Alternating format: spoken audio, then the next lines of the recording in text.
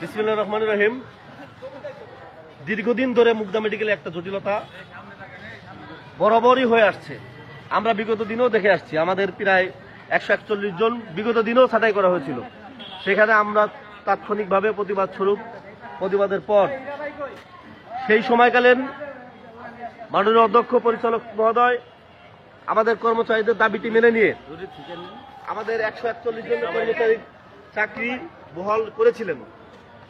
বিগত দিনে 2020 সাল থেকে করোনা থেকে আমাদের অনেক বোনেরা চাকরি করে আসছেন এবং আপনারা সকলে জেনে থাকবেন। কিন্তু দেখা যাচ্ছে বিগত দিনে বারবার শুধু এই আউটসোর্সিং নিয়ে জটিলতা হচ্ছে। আমরা 2024 সালের 17ই আগস্ট আমরা শাহবাগে বৃহৎভাবে আমরা কিন্তু সেখানে সমাবেশ করেছিলাম। সেখানে মাননীয় প্রধান উপদেষ্টা ডক্টর ইউনূস সাহেব আমাদেরকে আশ্বস্ত করেছিলেন যে আপনাদের কারো চাকরি যাবে না।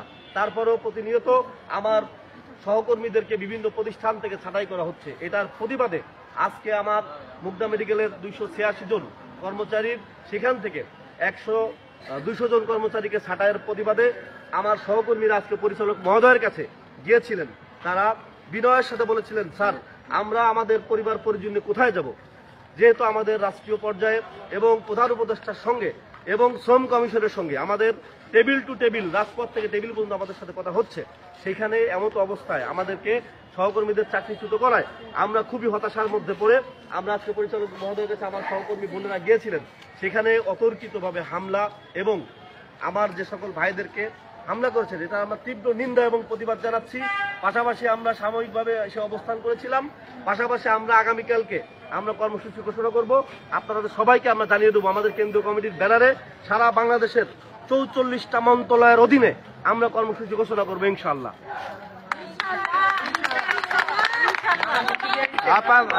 আপনাদের পক্ষ থেকে কিছু বলুন। আমরা বিগত দিনে যে চিত্রা এন্টারপ্রাইজের মাধ্যমে আমরা কাজ করে আসছিলাম। ওনাদের একটু কথা নেই, আপনাদের একটু কথা নেই।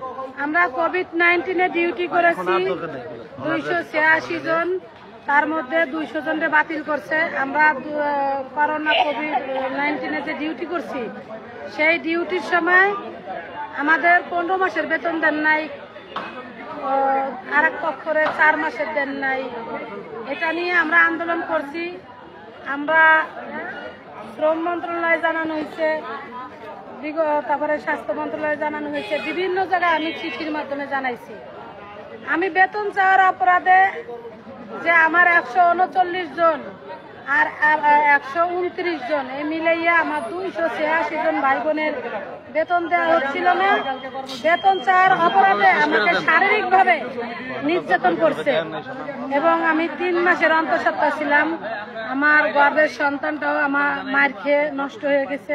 আমি এই মুগদা মেডিকেলে ট্রিটমেন্ট নিয়েছি এবং বিভিন্ন সমাজের কাছে, বিভিন্ন প্রশাসনের কাছে আমি আমার বিচারের জন্য আমার 9 আসনের এমপি সাবের হোসেন চৌধুরীর কাছেও আমি বিচার নিয়ে গেছি। আমি বিচার পাই নাই।